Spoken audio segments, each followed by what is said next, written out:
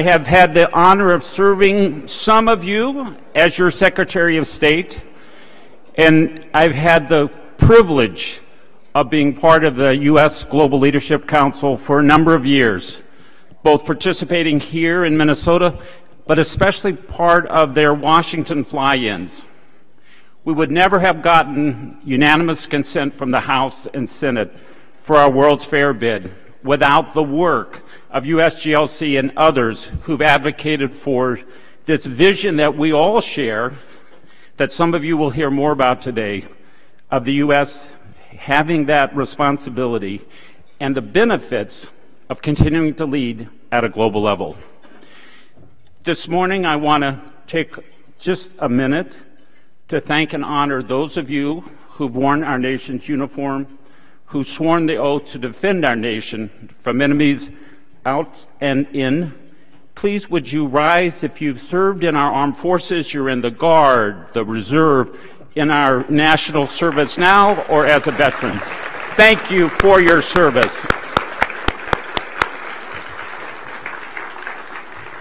This morning you're going to hear specifics.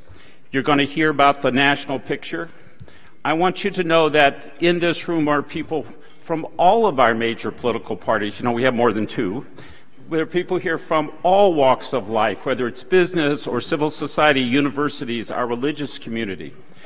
We have small businesses who have seen and come to understand and made use of our nation's diplomatic, our economic diplomatic successes and our programs.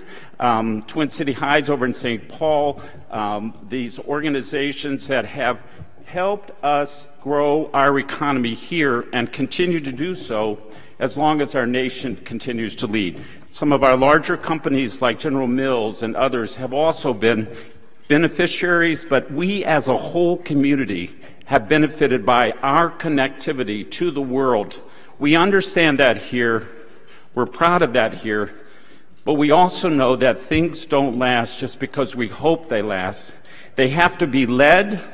They have to be energized. We need to advocate for that. And the strongest voice that I've heard in Washington to advocate on behalf of all of us and the need for our nation to continue to lead is Liz Schreier, CEO and President of USGLC. Please join me in welcoming a friend of the planet and of our state, Liz Schreier.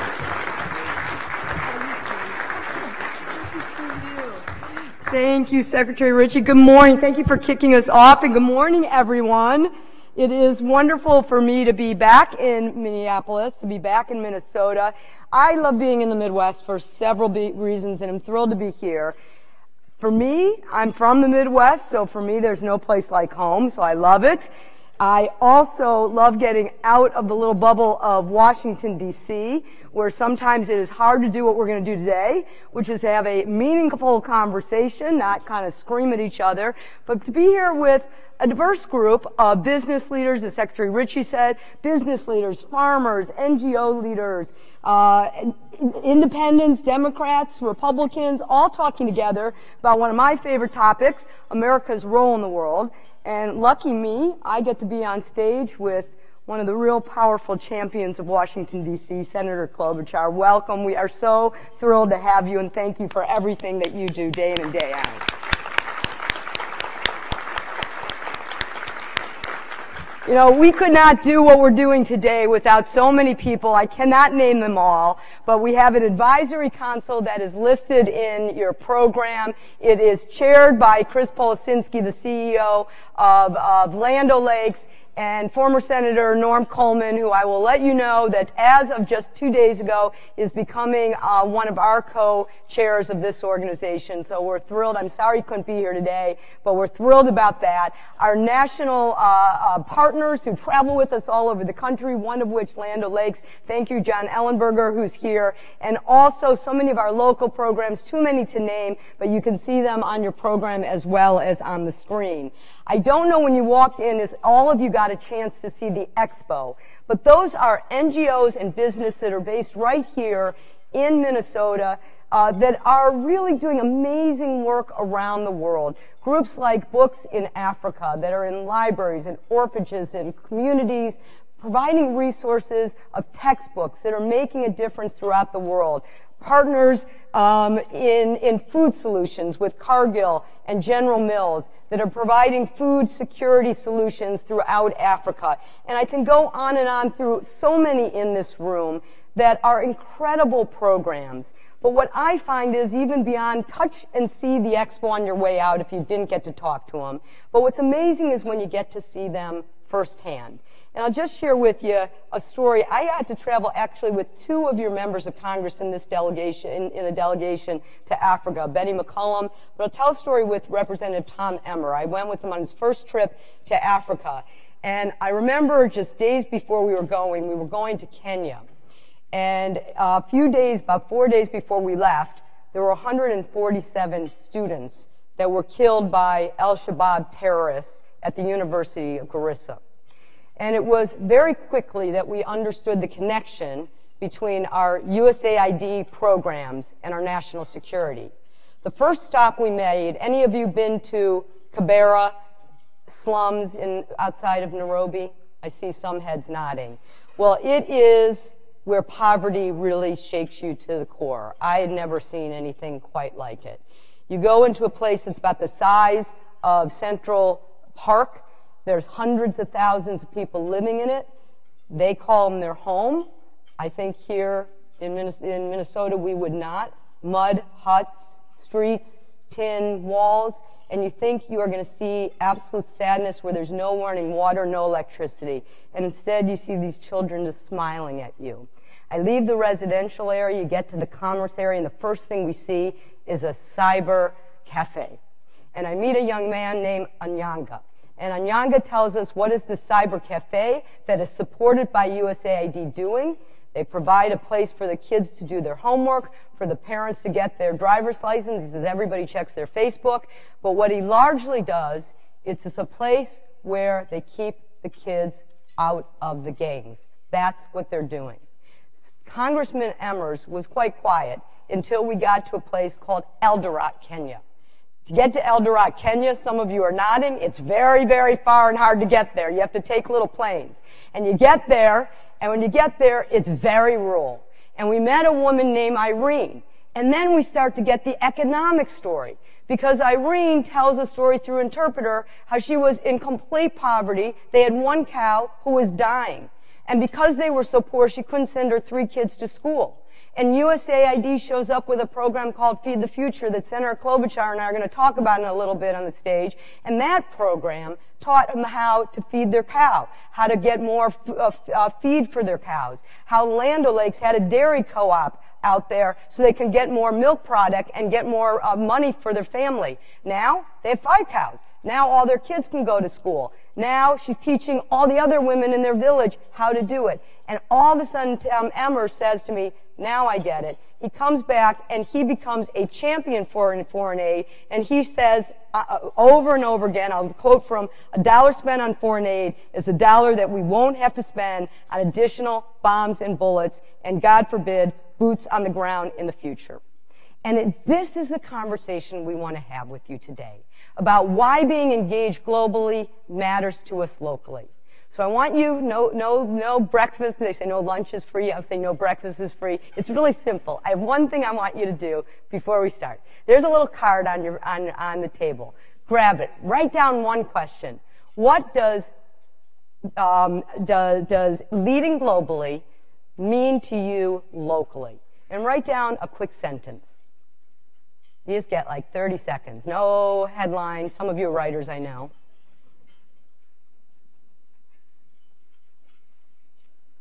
Leading globally matters locally. What does it mean to you?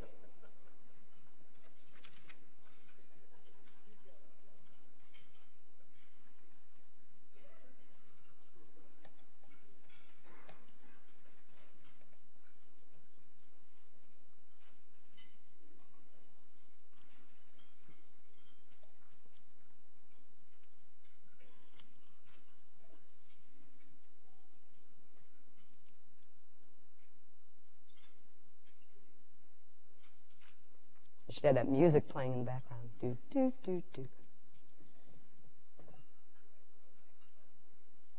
World Expo. Minnesota Expo. All right. How many of you put something about kind of the right thing to do? It's something about humanitarian. Okay. How many of you, raise your hand if you put something around, it's kind of the smart thing to do. It's about our economic interests. A lot of you. How many of you wrote something, and some of you might have put more than one, about something around our national security? All right, it was like a third. Interesting. Well, that's what we're going to talk about today. And the truth is, it's a little of everything. But there are some people out there that don't make these connections easily, and that's where USGLC comes in. And so the last thing I want to just tell you is who we are and who you're a part of for those that are new to us. So the Washington Post once called us the Strange Bedfellow Coalition because we're a little unique. We bring unusual folks together. USGLC is 500 businesses and NGOs. We're everything from Caterpillar to Land O'Lakes to Cargill to all of the businesses and large international NGOs.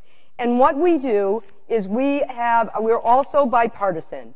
And we have a group of every former living Secretary of State, chaired by Colin Powell. We have a network across the country in every state from coast to coast, including Minnesota. And we have a group of over 200 retired 3- and 4-star generals and military leaders, and including General Mattis. And what we believe in is that we live in a connected world. And that connected world needs to have development and diplomacy alongside our defense.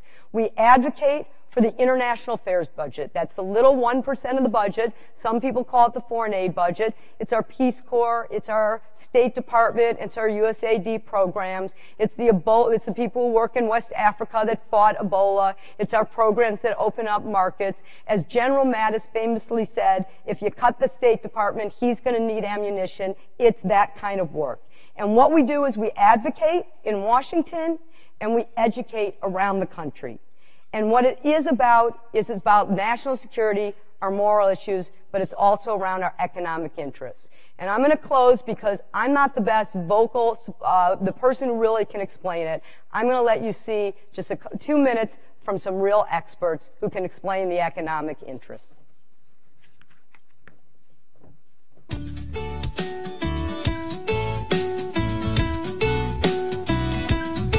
With our economy the way it is today, some people are asking why we're spending so much money overseas and not on creating jobs right here at home. Well, actually, we're not spending much money. Just 1% of our national budget goes to the international affairs budget. That's not a lot. And helping create American jobs is just what that money's doing. If you want to create jobs, you have to create more demand for products and services. You need more customers. And where are American companies finding more customers? Not here, but here. And here. And here. 95% of the world's customers live outside the U.S. 95%? When we sell goods to them, they're called exports. U.S. exports accounted for a big part of our economic growth last year. Half went to developing countries. And their economies are growing 3 times faster than developed countries. And every 10% increase in exports equals a 7% increase in jobs here. So, how do we increase exports? Build new markets for American goods and services. Remember that 1%? America's international affairs budget helps fund programs that improve health and education, supports agriculture development, builds a stable economy, and creates new markets. So if we don't go to the biggest, fastest growing group of consumers, other countries will. Other countries already are. Investing a small amount in global development and diplomacy is not only the right thing to do, it's also the smart thing to do. To make our economy stronger. To create more jobs. For my mom. For my dad. For my neighbor. For me.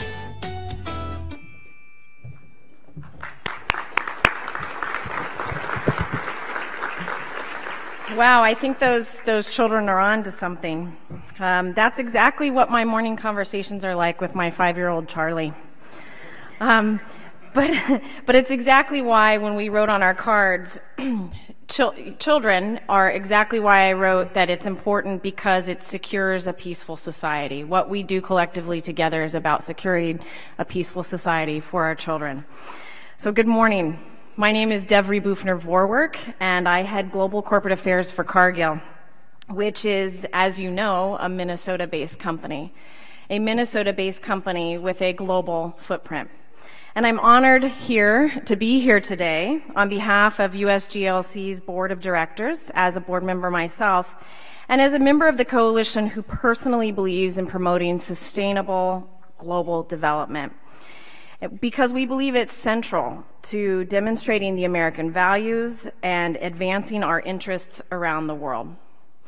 As Liz just showed, the United States is providing foreign assistance in new and more effective ways than ever before. And small but strategic investments in these programs are critical to tackling the global challenges like poverty and hunger and disease. We do this not only because it's the American way, but to be honest, it's because it makes good sense. Large and small businesses around the country know that local economies are completely linked to economic currents in the world. We see that 95% of the world's consumers live outside of our borders, and today's fastest growing markets are in the developing world.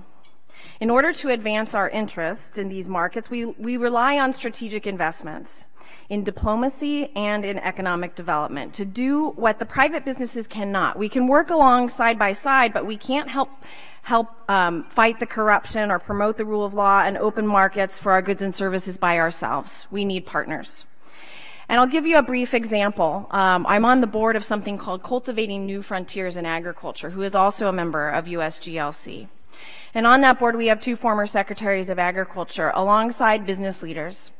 And on a recent trip we took to Georgia, the country, not the state, I was able to visit our farm service centers, whereby we've got them bolted in communities around the country. And each farm service center serves about 50,000 farmers around what products they should be using. They come in to meet with our agricultural specialists to understand how they can address pest disease and really get to the heart of how they can raise their productivity and move up the rungs of the economic ladder. And so working as a Cargill executive alongside an NGO using USAID foreign aid simply makes sense. So the idea that local and global markets are connected is an important one for us all to consider. And I'll share another brief story, because recently Cargill partnered with USAID and the World Food Program to source fresh fruits and vegetables for school meals and for programs for over 100 classrooms across Honduras. If you think for a moment about what's going on in Central America, what a bright light that partnership brings. And the program has a unique flavor. The vendors are Honduran farmers, and they're looking for markets for their produce.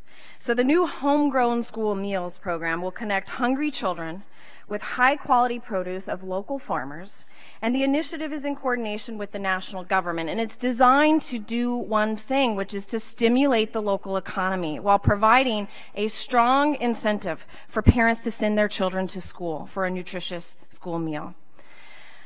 So now I'd like to introduce our keynote speaker, because it is indeed an honor to introduce Senator Amy Klobuchar, Minnesota's senior senator, and I didn't say senior citizen senator, I said senior senator, and a longtime champion of America's development and diplomacy programs. And since arriving in the Senate, Senator Klobuchar has earned a reputation as an effective, results-driven legislator. She's willing to cross the aisle where many are not, and she's willing to do that to get things done.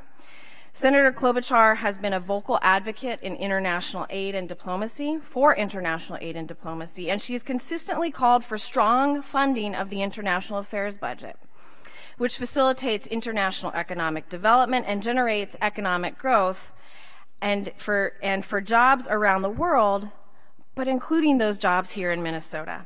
She understands that it's important, more important than ever, that the U.S. continues to strengthen its relationship with our allies she's indeed a global leader in that regard. So ladies and gentlemen, please welcome to this stage our special guest, Senator Amy Klobuchar.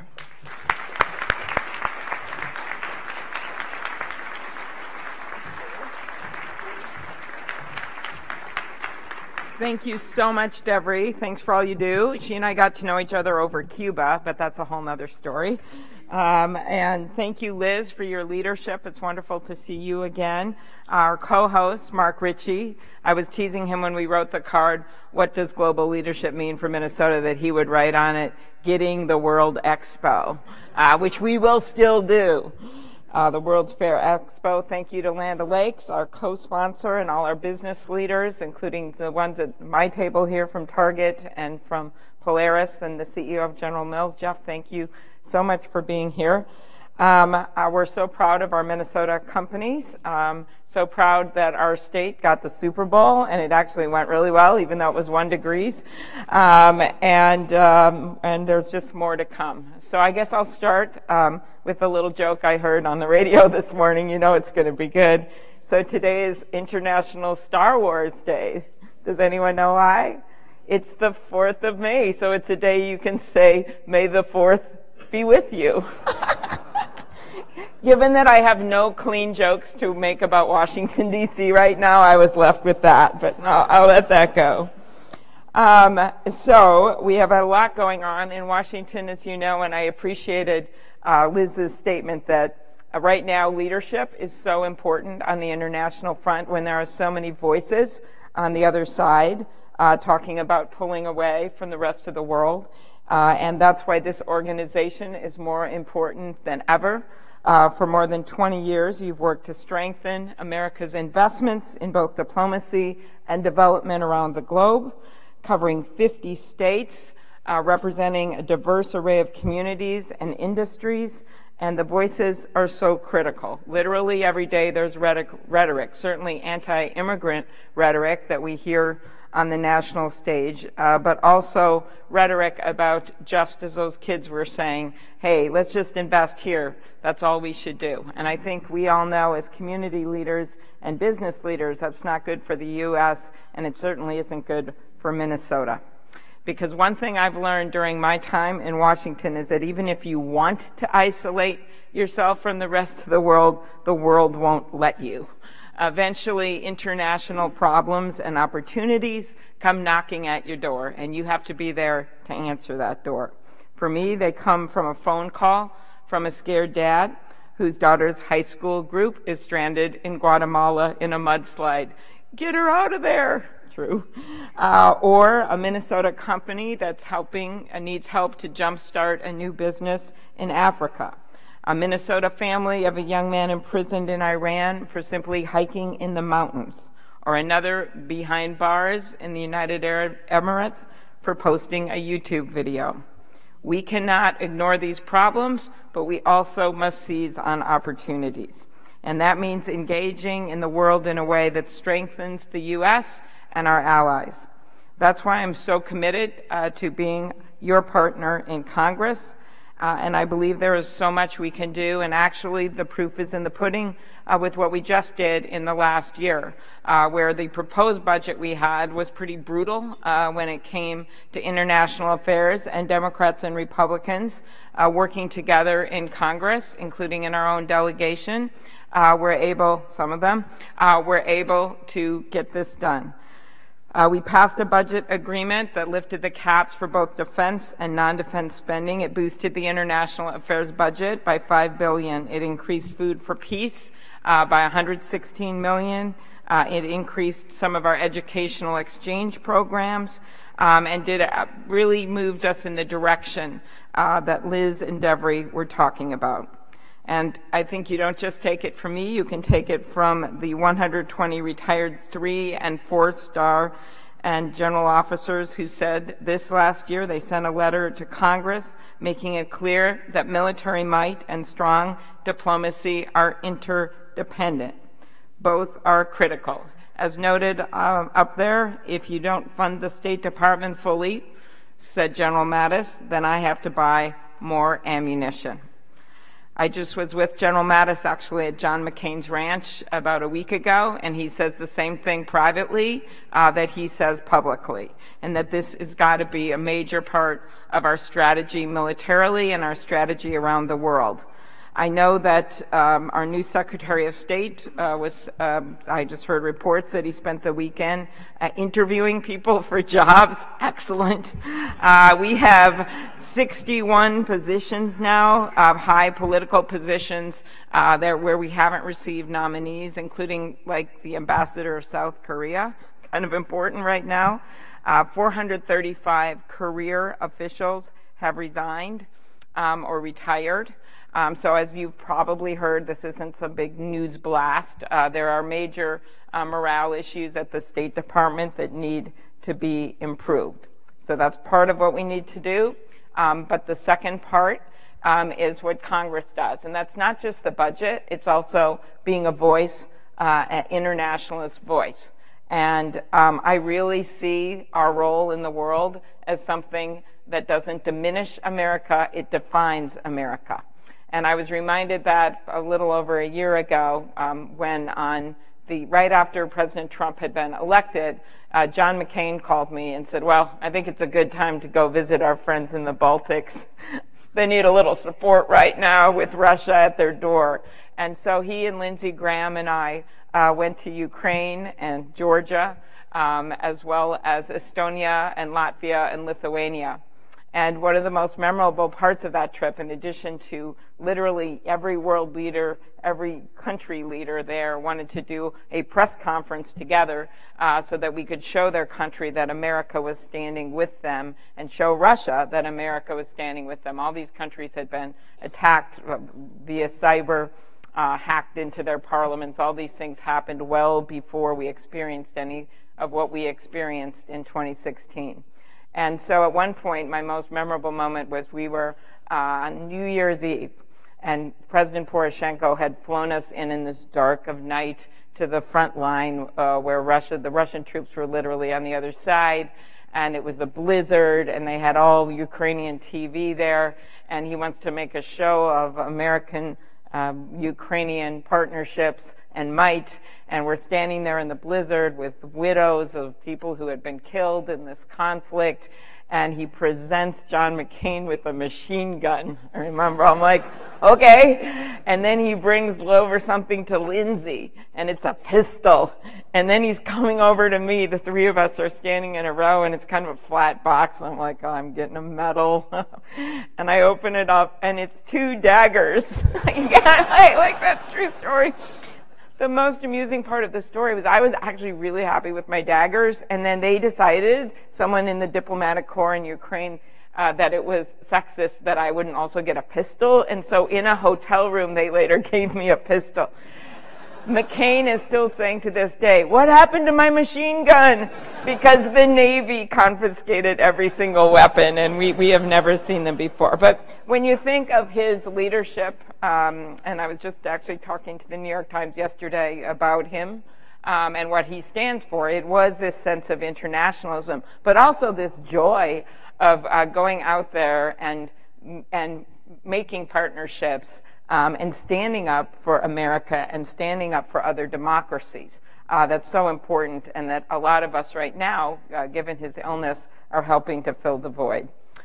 Foreign aid, another piece of this. Even with the increase in funding to the international affairs budget, as you know, the U.S. spends less than 1% of our annual budget on foreign aid, as the kids noted.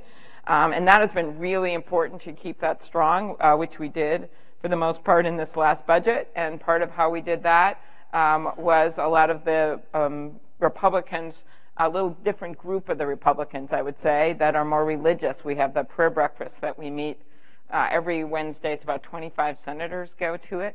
And a lot of those senators, like Senator Enzi and Inhofe and others, have been very helpful on the topic of foreign aid. And of course, it goes without saying, there's been strong support in the Democratic Party for that. So I think that part of it, bipartisan support for foreign aid, is critical because it gets really hard if it's just one party. We were just talking, my friend from the American Refugee Committee down here, that Tom Emmer and I did a joint public event at the refugee headquarters there to talk about aid to Somalia and foreign aid and keeping that budget strong at a very critical time. So I do think doing these local events, bipartisan, on topics like foreign aid is an important strategy all over the country. Next, diplomacy being good for our economy. I love that so many of us wrote down on those slips something about the economy. I actually wrote, Minnesota, why is global engagement good for Minnesota? And I wrote, because we need more workers from other countries. Having just been in southwestern Minnesota, where the unemployment rate is at 1.9%, in many of their communities, they're going to have to start turning away business, especially ag business, manufacturing business, if we aren't able to fill those jobs. And so this kind of relationship where people from all over the world, some of whom live in other states, think Minnesota is a state that engages with our business community, but also our religious community and our nonprofit community across the world is really important to us. You look at, for instance, Cargill, the partnerships that they have all over the world. When I travel around the world and mention Cargill, people know what it is. They know that they're from Minnesota. It means something for our state. And I think that's just something to keep in mind, that diplomacy is integral to our economic engagement in the rest of the world. I personally always believed in that our embassies, and I've been working with both the Obama administration and the Trump administration on this, should play more of a key role when our companies are competing around the world for business against other countries whose sole focus is often getting business in those countries, that we make that more of a major part of the work that we're doing at the embassies as well as here at home. I have countless stories of small businesses. I see Nancy Lebersky here from the SBA. And small businesses in Minnesota, like the one up in Carlstead, Minnesota, Matt Tracks, named after a guy's second grade kid, Matt, who came home one day and drew a picture of a truck with tires on it. Not quite a Polaris item, but, you know, almost. And the wheels would come off. And he showed his dad, and his dad goes, no, that's not how it works. You know, the wheels stay on. He's like, no, you could take off the big wheels and keep small wheels, so it could be a regular truck, or it could go through a swamp. So he worked on it. He was a mechanic, built the thing. Matt Tracks, after his kid, was selling a few of them, had 2 or 3 employees, and then he went over to Fargo and met with a woman named Heather at the Foreign Commercial Service for the U.S. government, because that was their area. Went, met with her. She put it into a computer, came up with a bunch of countries that had swamps. There you go. And he started exporting to 16 countries, and now it's up to dozens of employees in what is the moose capital of Minnesota. So that's one story. So those kinds of things are really important to our partnerships. The other piece of this, I would say, is immigration reform, and then maybe we'll do some questions here. As you know, that passed the Senate, strong vote, 68-32 in 2013. In the recent year, we've been stymied. That's a Minnesota nice way of saying gut punched. But as we tried to do the Dreamer bill on a bipartisan basis with people like Senator Rounds of South Dakota leading the way, I was in that group. And that was really frustrating because we were only talking there about the dreamers and not the 12, 11 million people where we'd like to see some path to citizenship to fill worker needs in the U.S., to bring down the debt, $158 billion over 10 years. That's why Grover Norquist has this as one of his top items, is comprehensive immigration reform, because it would bring people out from under the shadows to pay taxes, and we would actually reduce the debt. So that is a big piece of this global engagement as well. So I'll end with this. Last month, I had the honor of escorting French President Emmanuel Macron to his congressional address. Okay, I said, well, I'll do it. Okay. As you know, not alone, there were others there. France is one of our oldest allies, and his dedication to that partnership is clear. One line from his speech really stuck out for me. Okay, there was one other line that stuck out too when he said, we don't have a planet B. That was pretty good on climate change. But he also said this, and by the way, it was just a complete bipartisan support for his speech, to everyone together standing with almost every single line. It was quite an extraordinary moment, and if you ever have a chance to watch the speech, you should, because of that unity that you felt in the chamber. But anyway, he said this. He said, "We can choose isolationism, but closing the door to the world will not stop the evolution of the world."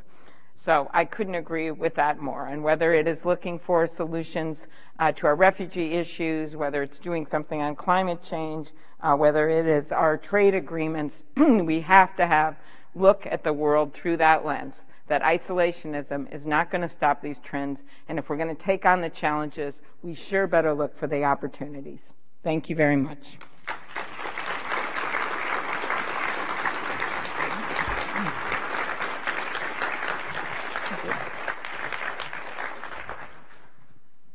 Fabulous. Okay. Good. Yes, I mean, that was fantastic. And I read a while ago, David Ignatius wrote a column called The Internationalism of the Heartland, and I said you were part of the inspiration for us, and now I know why. You just defined it. That was fantastic. Thank you for that. I have to say that everything you talked about, all of you should know that all those budget items, a lot of legislation we're going to talk about would not happen if it wasn't for Senator Klobuchar. So she is a champion. So look what I brought. Oh, wow. So I brought, if you haven't read this, you guys, I'm going to tell you all to go out and buy this. Amazon.com, you can get this, or go to your bookstore. The Senator Next Door. I live next door. I grew up in Illinois. I used to go summer in the Boundary Waters up in Minnesota. It is fantastic. And I am going to start with kind of a personal question. But first, you all have to be part of the conversation. And here's how we're going to do it. There is something called Pigeonhole Live. I did not make up this name, but I love it. We have Wi-Fi. You're not allowed to check your email because you got to stay engaged. But here's how you do it. There's a little note on your table about how you do it. You just go to their website. It will tell you, I'm not going to spend time because I want to ask questions, how you enter USGLC MN, Minnesota. You'll enter a question, and you can ask any question. If you're old-fashioned, just write it down like me, and you don't know how to do it, and we'll pick up the question. By the way, the cards, I do want to collect them. I just want to hear your answers, so we are going to collect them. Okay, so here's, if it's okay, I want to get personal. Oh, Not okay. too personal. But I love this. And one of the things I loved is you told the story of your family. And you told the story of what everybody in this room can tell, which is that we're all immigrants. And I love the part where you said, you talked about your mom and how she loved to hike. I'm reading. And during every trip to the Minneapolis Theodore Wirth Park, she'd wear her alpine hiking hat with a Swiss flag pin. And you go on to talk about your grandma and your grandpa. I have to put my glasses on because otherwise I can't see. So hold on one second. And you talk about your grandma and grandpa having come to our country with an unfailing belief that even without a high school education, they could make it in America. They were certain that the country would give their children a better shot at a future, something they passed on to my mom and to me. And there's something about this book that says that your journey of your parents and grandparents inspired you to do what you just talked about, to care about America and the world. Mm-hmm. Share that. Well, everyone has their own stories, but I think it's really important at this time of this anti-immigrant rhetoric we're hearing everywhere that you remember that and you tell those stories to people. So in my case, on my mom's side, my grandpa and grandma came from Switzerland. My grandma came when she was 3. My grandpa came when he was about 17, 18. But when he reached Ellis Island, you're going to die laughing at this, there was a quota for Swiss immigrants. He was turned away. And so then he magically claimed he was going to Canada, where he went for maybe 5 days. He then somehow found himself a way into America through Michigan, I think, and into Wisconsin. So he was considered an illegal alien for 20 years, even though he was like working at a cheese factory like any good Swiss person would do. And then he met my grandma, so then he could have been legal, but he didn't apply for citizenship because I think he kind of lied on one of his forms that I located when I was doing this book. Before World War II, they had that Alien Registration Act. He had to register. it went fine. He was emboldened. He then applies for citizenship, and that's when they discovered that he had done this little, entered the country twice. Back then, they were much kinder than they are now. I seriously, as I said in the book, don't know what would have happened to him today, but somehow they were benevolent. He had 2 kids, married, lived there forever, worked at the pie shop, and put on his form when they said, what organizations do you belong to? Because they were looking for communists. He said, I found this Swiss male choir. That's what he was.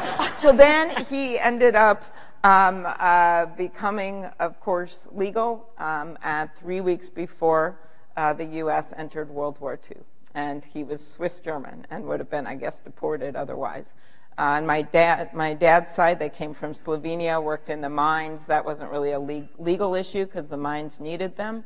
But I literally am up here on the stage as the granddaughter of an iron ore miner and the daughter of a teacher and a newspaperman, all immigrant past, and the first woman elected to the Senate from the state of Minnesota. That's an immigrant story. So fantastic, fantastic. So it's our roots of why we're connected in the world. So let's get into the question. I want to start with national security, and the first question actually goes to the audience.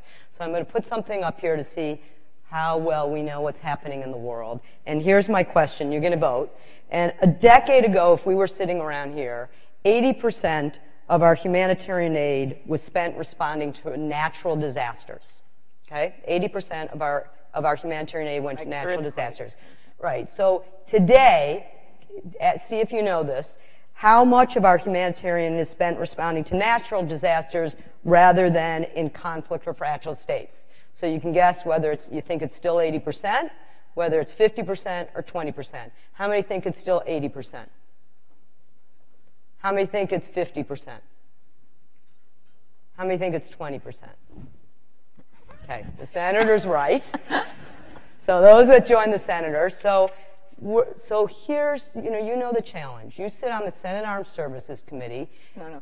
You used to sit on the senators. I'm on the Judiciary Committee. Judiciary Committee, forgive me. We do a lot on terrorism and things, yes. So conflicts. If you were on the Senate Armed Services Committee, one of the things you would have heard this year is every combatant commander has been up in front of them talking about this issue and talking about how you need development and diplomacy to prevent and weigh in on this conflict in fragile states. And one of my questions you actually talked about in the speech is if you don't stop it there, it's going to come into our doorstep. Are we doing enough to prevent, and what more should we be doing in terms of the prevention, given that our humanitarian aid is now dealing with this conflict in fragile states? Yeah, no, I don't think we're doing enough, and it's not just all about money, really. It isn't. Of course it's not. It is about things like international agreements, which is why I'm so discouraged about the International Climate Change Agreement, that we were one of only, when it happened, 3 countries to announce withdrawal, the other 2 being Nicaragua and Syria, and now those 2 countries have gotten into the agreement. So we are the only ones that have announced our intention to get out of it. As it's not perfect, but at least it's a statement from the world that we need to bring down greenhouse gases. Why do I bring this up with the conflicts and that 20% is going now only to natural disasters? Well, a lot of our refugee crisis, it is not just about Syria, although that is a major issue. It is about sub-Saharan Africa and subsistence farming and how we've lost so much of that because our climate is warming. Even by a few degrees, those farmers were basically hanging on, and now they can't, so they're all migrating up and they're going into Europe, and it's creating all of this stress, and then that's growing to anti-internationalism politicians that are being elected, and you can see the whole trend as it goes.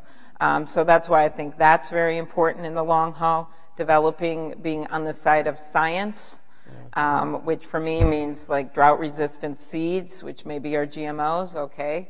But looking at those kinds of solutions, we are the state, along with Iowa, of Norman Borlaug, that believes that we must feed the world. And so it's those kinds of things.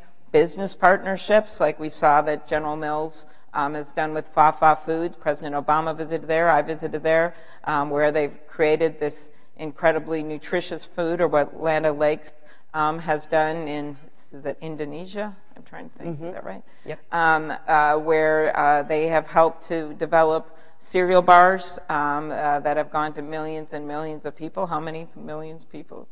20 million. 20 million. It's only 20 million Only cereal 20 bars, million. you know. Those kinds of things that really have enhanced the nutrition for people around the world. So those are, it's making that government funding and reducing the rhetoric that's anti-international and upping the rhetoric that's friendly. It is, encouraging these partnerships with business, nonprofits, religious groups as well, which we've improved over the years, I would say. And then the third part of it is being part of the world and wanting to engage with the world and do business with the world.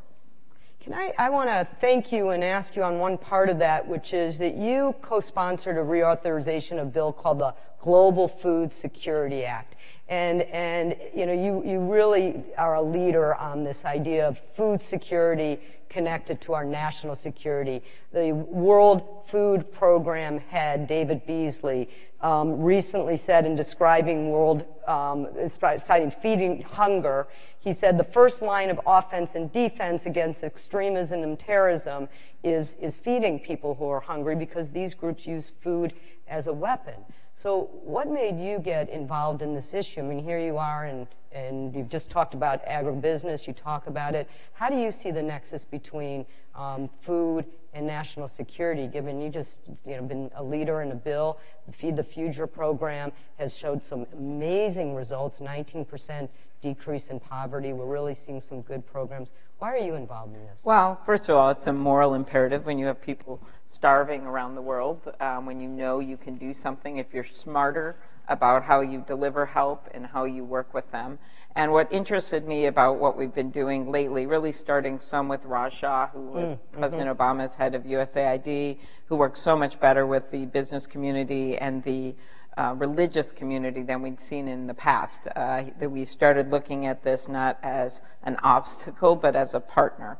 And so what has resulted is now we're going forward into this new bill, is looking at it in a more targeted way, setting priorities by country, looking at it as food security as the major focus, and then finally looking at building ag capacity around the world. So you're not just seeing it as a one-shot deal, you're seeing it as, well, how can we, partnering with companies, come in and have a company like Cargill that's so known for helping developing nations, help them sort out their ag sector and what's going to work for them. In Cuba, one example there's some, Secretary Vilsack would always talk about how, because they've done so little development, which is not necessarily a good thing, but in their ag sector, they have a huge market for organics there. I'm not just talking about small organics, big organics. They would be able to do that because of their soil and what's going on. Or when you look at the Fafa food story with General Mills, it's just looking at it the long term. And of course, this means things for business. I was just down in AGCO in Jackson, Minnesota, which just got Plant of the Year from Assembly Magazine. See what I know as a senator from Minnesota. Fantastic. National Plant of the Year. They employ women everywhere. If you ever want to see a plant, it is that plant. It's an incredible thing, making ag equipment. And so it means business for us at the same time that we are helping countries to build their ag sector. And I just, on this topic, just one more little story to end with. I always remember Bill Clinton. This is not on food. This is on business development. Remembering telling the story of going to a plant in Africa that USAID had helped develop, and there were all these people working there, and he got a shirt from there, and he hung it in his closet. And every time he opened the door of the closet, he'd look at that shirt and think, they don't hate us. They don't hate us. And when you see countries that proudly receive their USAID boxes that were able to put it on there, I say that because in Syria, the whole mess there, literally we were hiding the USAID name on the boxes when we went there, and we just cannot get into that situation. That is so true. I mean, Africa, you go through Africa, and somebody used to say George Bush was more popular in Africa than he was in Texas, in the U.S. for a while. Well, now he's really popular. Now he's really popular. For some reason, I don't know, his numbers have gone way up. Can I pick up on something? Let's go back to the economic argument. I wonder why. Economic argument, you said, you talked about women. You went on, I think it was the first all-female trip to Africa. You went to, I think, senator trip. You went to 4 or 5 countries. And one of the things you've been a driver and a leader of is women empowerment, women economic empowerment.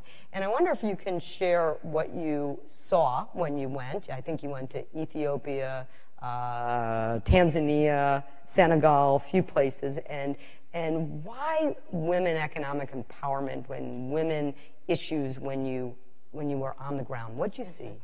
Well, I just think the general concept here is that you can't build a country with half the sky, right? That old Chinese, since China's in the news a lot, I thought I'd bring that up. And when you look at countries that are stronger, it's when you have policies that allow everyone to work and everyone to engage and take part in things and drive and, you know, things like that. And so countries that don't do that tend to have huge problems, humanitarian problems, and eventually it gets out from under them. And so that's why I think when you look at it as a tool of peace, as a tool of development, having democracies and having places where women can fully participate is good for America and good for the world. Not to mention, women in our own country are starting to just see more and more economic gains. They're now 40% of the households. The woman is the main breadwinner, which is an amazing fact that we didn't see decades ago. And my last little pitch on this, something that I've been working on in an area where we just do not have enough workers. I'm back to my immigration argument again. But another way to do this is to encourage women to go into fields where we tend to have more job openings. And that's, of course, science, technology, engineering, math. Tim Scott and Shelley Capito and I head up this Diversifying Tech Caucus, and we just passed, actually, the first bills that President Trump signed, where one of them was mine. I didn't get to go to the bill signing, but that's okay. Oh. And I have been invited to one since. So. Oh, good. Good. But on getting more women in NASA in position, so it's not hidden figures continuing into this century.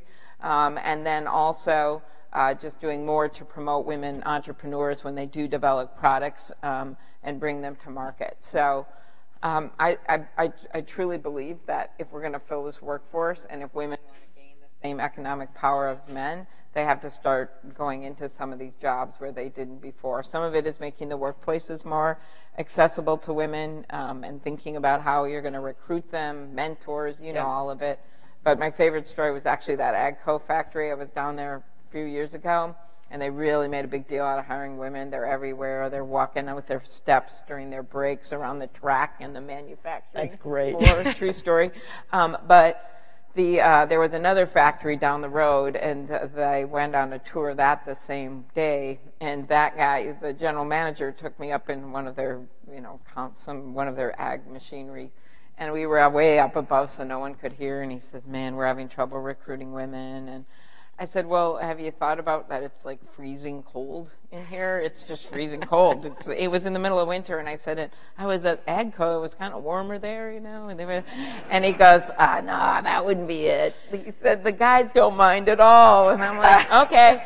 So I put on my Facebook page that I had been to a bunch of businesses, right? And I put those two, and it was kind of boring. I went here today, blah, blah. It was like 4 years ago. I had 3 comments back. My brother used to work at that one place, but it was so cold that he left.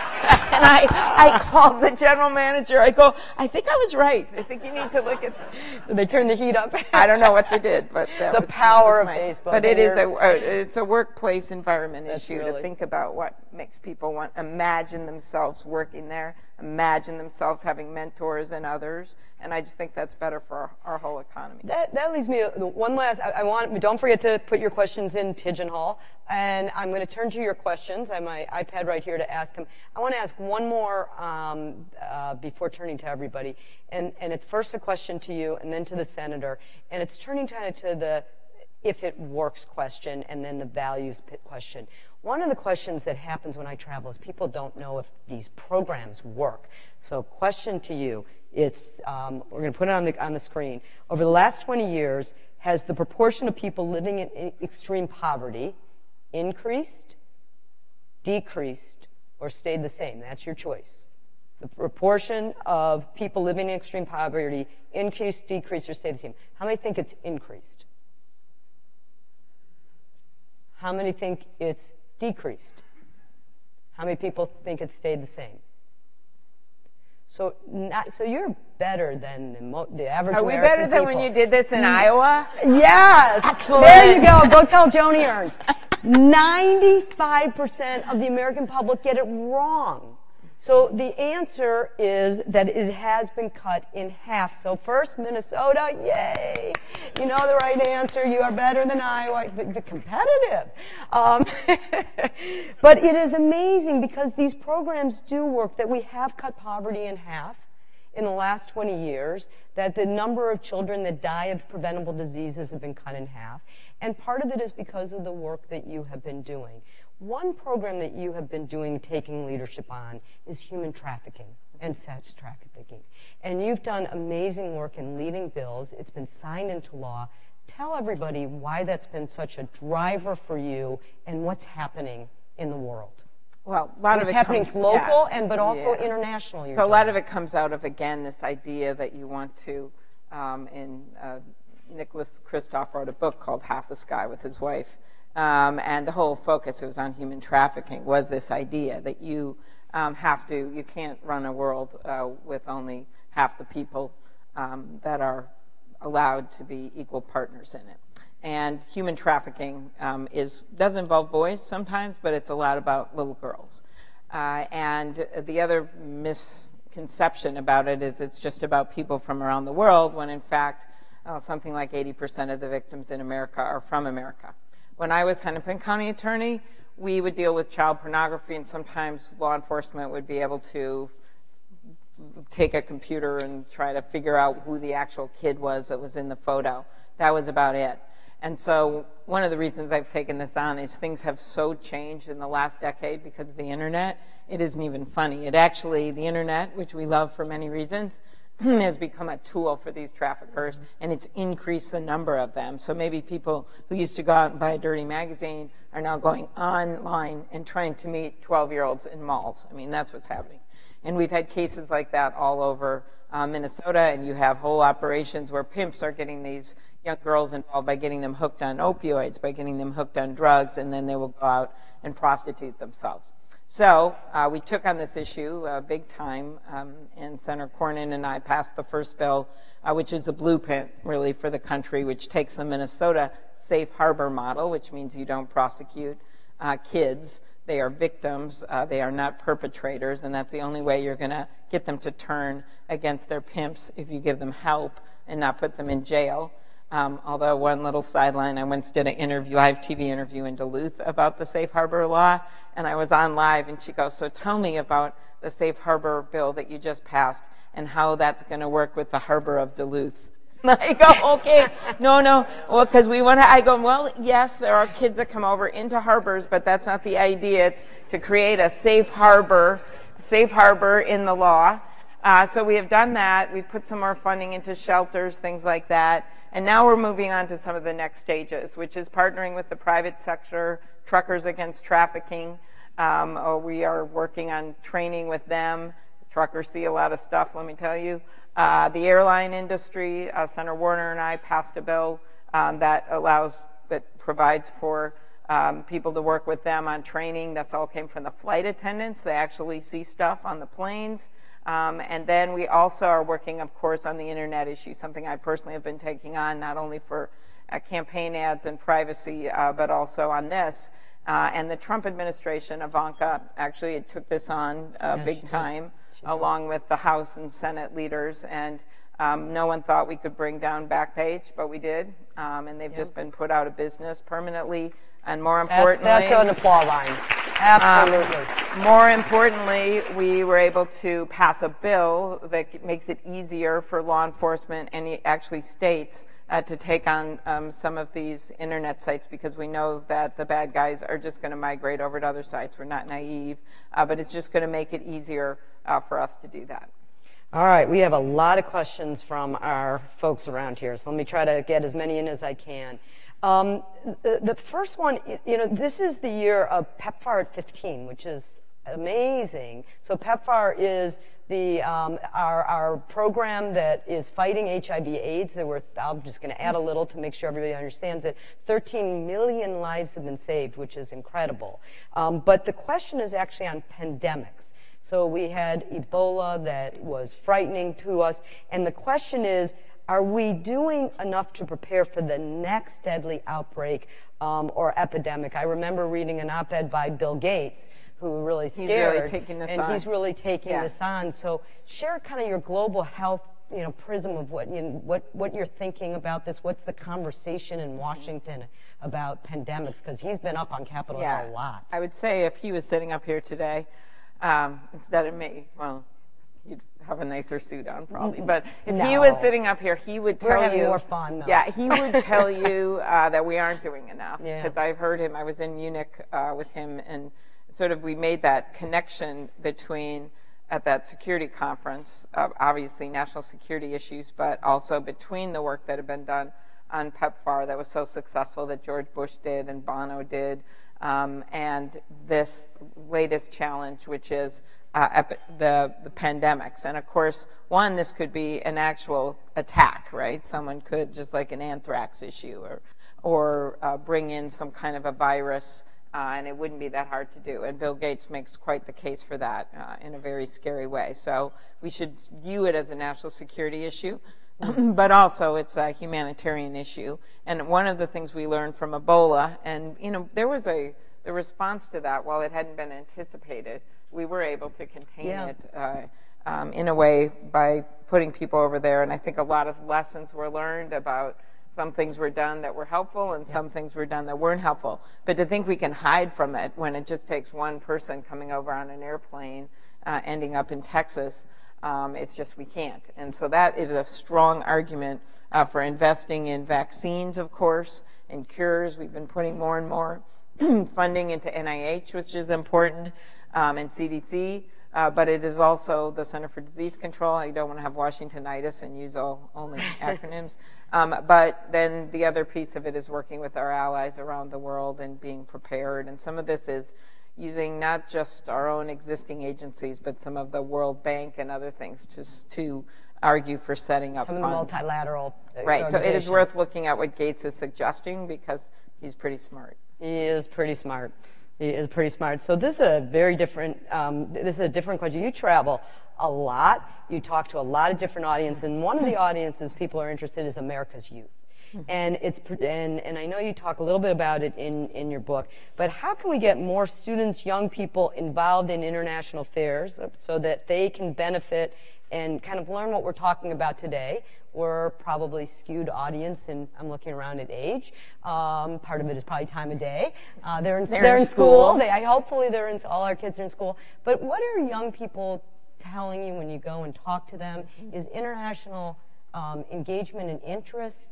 What's your sense about this? Okay, this is a really exciting question, I think, because we're starting to see a sea change. I'm coming on to my many graduation speeches I've given. Oh, that's great. I always start with the defense of the millennial generation. I use all these headlines that have attacked them, like that they killed brunch. They don't go to brunch, and I defend them that they've killed the purchase of diamonds, and I think, well, maybe the economy for them has something to do with it. They killed napkins because they tend to use paper napkins. Anyway, there's a lot of funny things. And then I go on to defend their generation. And what we're seeing, especially right now, is engagement like I've never seen. Obviously, the March Against Gun Violence and the Parkland students and what they did and how incredibly strong they were, I think was a little shock to a lot of grown-ups. Also how careful they were in how they talked about it. I'm not saying every kid is careful, but they were pretty careful in how they talked about it. They were looking for solutions. And as a result of that, I have gone recently to some high school, not about the gun issue, which I feel strongly about, but not about that, just generally going to high schools. I have never seen kids like I've seen. I was at a taxidermy lab. This is the opposite of the gun. In Malacca High School, and these kids, they were taking me around their school. They were, and I go to a lot of high schools, so what I'm witnessing is a sea change. Somehow they have felt more emboldened to talk about whatever they want and to be a part of this. Whether it was a result of those kids standing up, I don't know. but you will not believe the questions. They didn't know I was going to take questions, so they were just talking off the top of their head. My dad's a soybean farmer. I'm very concerned about the NAFTA and what might happen with the trade war. I'm like, oh my God. Oh my goodness. And so I think that they see this in this era of Trump, honestly. And when they start hearing their parents talk about the effects some of this could have, and they see their future, they are more engaged in international issues. Climate change would be another example. And of course, kids have been talking about climate change for a while. I just see a more direct involvement. And I think that would be just incredibly exciting for our democracy, whether you're a Democrat or a Republican, if we get kids more engaged as you're looking at your January 3rd issue in internationalism and seeing them as part of the world. And I think I don't have to tell you this. You also know that they are the most diverse generation that we've ever seen coming out of America, that they are the least discriminatory generation, that they feel very strongly. It's a lot of kids that brought us gay marriage, things like that, that they just couldn't believe why I know kids that are gay, I don't understand it.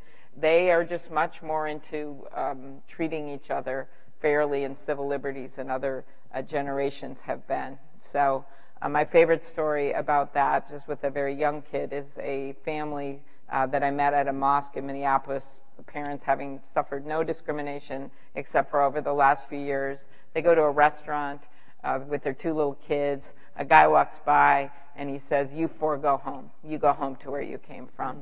And the girl looks up at her mom. She's like 8 years old and says, "Mom, I don't want to go home and eat tonight. You promised we could eat out tonight." Oh, I love that. And you think of the words of that innocent child, which really reflects the thinking of so many that are a bit older than her, and that is that she only knows one home. That's our state. She didn't even know what he was talking about.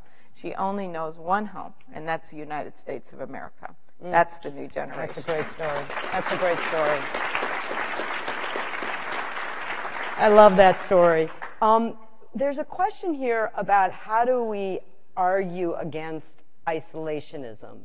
And I told to a couple people before, one of the things I'm going to kind of add to this question is I've been traveling a lot to some smaller communities throughout the heartland. I would imagine that, I don't know this, but as you travel around the state, but also around the country, because I know you travel around the country, not everybody has the kind of conversations that we're having today. So whether we talk protectionism, you can add whatever word you want to call it, but when you talk to people who say, what are you doing traveling around the world? You should only be traveling here. Or what are we doing overseas? We should only be traveling here. Do you get that? Do you get that a lot? And do you say what you just said today, or do you say something else? How do you respond? So how often do you get that, and what do you say? Well, in today's world, you can't have 2 different responses because it'll show up on the internet. So you really are, that would be a big problem, like this. Yes. You know, you can't, like, and so I think you make the case, like those kids made up on that video.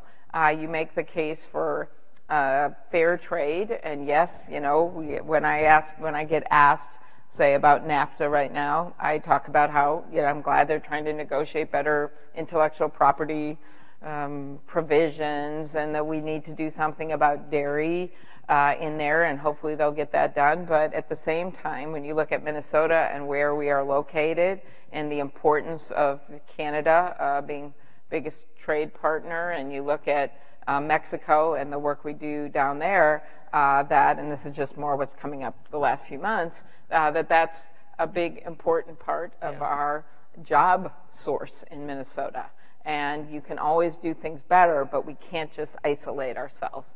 And then I use examples of where we've sold things to other countries, like that Mattress story I just told. That's not just about big businesses, as much as we love them, but also about small and medium-sized businesses and farmers, and increasingly people who have very small businesses in their homes that are, you know, selling things on the internet and other places. So you can make that argument in today's economy, and I think especially younger people and people in the rural areas are more understanding of it than they have in the past. And mostly it's made them step back with all the talk that's going on about where they start asking questions about, well, where does my company, how much do they export, and what will this mean to me? And I'm not being a Pollyanna about it. It's still a huge issue, especially immigration with the kickbacks on that. And yes, we have to do vetting, and yes, we have to have more security at the border, which we have offered up many times,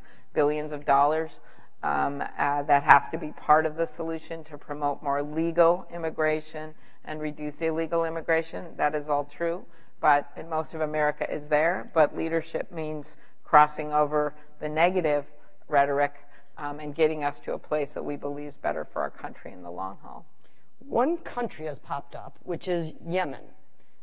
It is one, for those that don't know, it is one of the 4 countries that is most suffering from the biggest humanitarian crisis in the world. 30 million people are suffering from famine. And Yemen is a place that it says all children in Yemen, this is an unbelievable statistic, rely on humanitarian aid to survive, to just eat. And so maybe we'll make it a little bit broader, but as you hear the conversation in Washington, D.C., how are we talking about responding to this? The breadth of it is so big, and how America works with our partners to respond to these overwhelming humanitarian crises that we've already been talking about. Right, and there's a very particular issue with Saudi Arabia and some of the other countries such involved. Conflict, so you can but I just think it. Overall, and so it's a really difficult international position to be in, but with the continuing poverty and attacks that are going on there, we have to re-engage and think about how we're going to do this better, and a lot of it is going to involve our allies and working with our allies. I mean, just to give you one example with Syria, with the use of chemical weapons, if we had done that alone, I don't think it would have had nearly the impact as if doing it with our allies and our partners. Again, an argument for diplomacy. But as you saw from that slide up there, 80% now of our foreign aid is due to conflicts, right? And not just because of an earthquake happened. It is due to things like what's going on in Yemen, what's going on in Syria. And a lot of this is thinking ahead, working with allies, rooting out evil when we can, and being very strong about it, but then being strategic about how we're going to work to make sure that these countries can be self-governing. And I think in addition to Yemen, the other disaster example is Syria right now, because a lot of decisions were made that didn't end up being the right ones. Let me take one more question from the audiences. And the title is Civility in Politics. It popped up. And one of the things I will add to it is when the proposals got made on the issue we're talking about, they asked for 32% cut on the budget, there were 250 members of Congress from Senate and the House, bipartisan, from Freedom Caucus to the Progressive Caucus, that actually said no. So this is a bipartisan issue. This is one of the handful that is bipartisan. We're quite proud of it. But there is a civility issue that you deal with every day, and you're really, are credited for one of these members that is out there kind of crossing the line on lots of stuff. Such an easy thing to be doing right now. And you do it. I mean, you just mentioned you work with Tim Scott on a bill. You go to the prayer breakfast with some folks on the other side. Can you bring, not just you personally, but can civility be brought back to our political divide? Is there opportunity for this? Well, I think it has always been stronger in the Senate than the House, and it's gotten, that difference to me has gotten clearer recently, and part of that is the rules. The Senate requires 60 votes for legislation. That means you have to get people from both parties to support it. A bigger reason, I think, is that you've got people that know each other. There's only 100 of us. They like each other. Just talked to Joni Ernst yesterday. We have reasons to talk to each other about things that are going on. And one funny thing about senators, there's only a few exceptions to this. When you call each other, they call or text you back within an hour. It's a true story. Unless it's just me. I don't know. But I have found that to be a really good thing. So we still have regular communication going on, and we talk to each other all the time, and we enjoy being with each other. I think that's a big piece of it. And then the really big factor is trust. So if you're going to work with this person, are they then going to cut you down on TV? Or are they going to... So you've got to stand your ground on issues, which to me is really important right now, especially democracy, standing up for independent press, standing up against these assaults on our democracy. And you can do that at the same time that you are finding common ground. Stand your ground, find common ground. One of my favorite stories about that recently has been the Tammy Duckworth baby episode. Oh, that was great. Where, you know, Tammy, who was an incredible story, lost both her legs, age 50, has a second child with her husband. And we have these votes at 1 and 2 in the morning, completely unpredictable. So she's got a toddler and she's got so she came to me because I'm ranking on the Rules Committee with Roy Blunt, and asked, well, when I have my baby, she's the first woman in the history of America to have a baby while in the Senate, I would like to bring the baby, at least for a while, on the floor if there's some weird time votes and things. Well, you would have thought Armageddon had occurred here. So, because we have not expanded access to the Senate floor for decades, and then it was a dog. Okay, so I didn't think it would be so hard, but it was a little hard. So the funnest part about that is I worked with one of my best friends, Roy Blunt. He dealt with a lot of the issues on their side. And, well, a few of them have come out, because a few of them have said it since he's retiring. I can say this, Orrin Hatch said to the press the day that we got it done, okay, I don't know why, no, Robert said, well, why can't she vote from the cloakroom? Well, the cloakroom is not wheelchair accessible, and the only way you can get to it is through the Senate floor. Okay, but then the best was Hatch goes, well, I guess okay, but what happens when we have 10 babies on the floor? And I thought to myself, we already have 10 babies on the floor, but no. But what I actually said was, you know, that would be delightful if we had 10 women senators that would have 10 babies. That would be a great thing. But it all culminated in a bipartisan way, and Mitch and Chuck both supported it. I was sitting next to Mitch McConnell when the moment arrived. There was a close vote, and he had to hold the vote open because the baby was coming to the floor, and there were like 150 reporters there. And I turned to him, I go, the baby's coming to the floor, you know? And he goes, I know. And I go, and you're going to stand up and greet that baby when a baby comes to the floor. That's great. And so that actually happened. It was all over the press, and on the next Tuesday, he said, thank you. That was a good idea. And I'm like, yeah. That's so I just fantastic. think part of it was for the institution of the Senate. We now have 23 women in the Senate. 23. I mean, that is a big change. In the history of the whole Senate, we've only had like 53 or something. So I love it's changing. I love it. And so changing with it means working across the aisle and getting people out of their comfort zone to think of things in a different way. And that's what bipartisanship is about. And the baby slept through the whole historic moment, for what it's worth. But we'll have a great story to tell. Yeah. Ladies and gentlemen, please join me in first thanking Senator Klobuchar for everything that she is doing. I want to say for one last thing, which is Will McEntee is the person who put all of this together, and I want him to just give the last 1-minute closer to our program. Thank you, Liz. Good morning. I'm Will McEntee, the Midwest Outreach Director for the USGLC and the proud organizer for the state of Minnesota. I'd like to say a big thank you to Senator Klobuchar and Liz.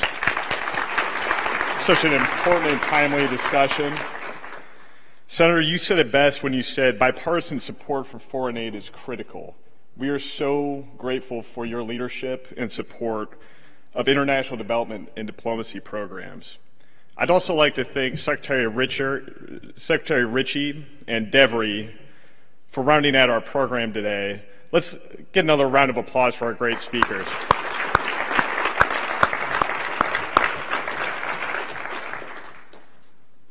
I'd also like to say thank you again to our Minnesota Advisory Committee and our partners who made this event possible.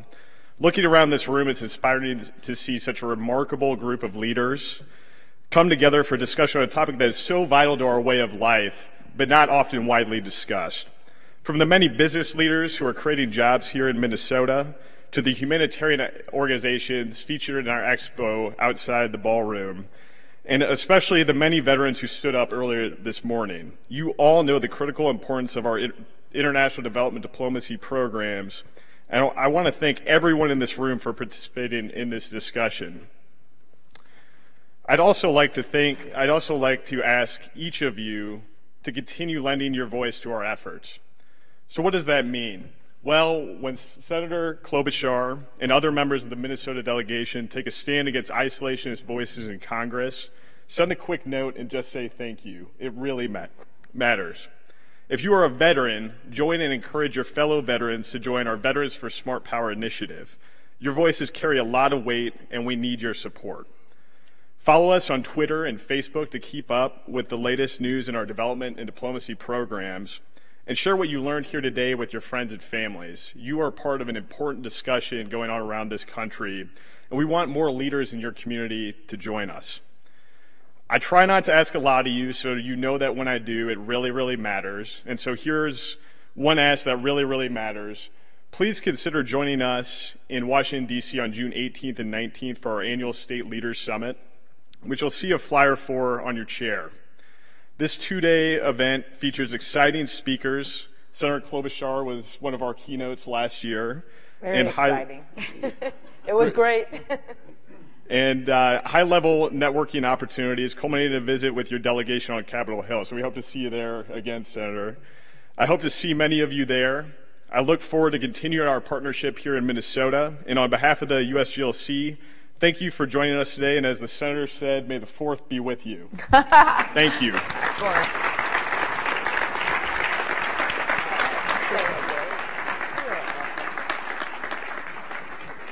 Thank you, Senator. That was a pretty good job. Yeah.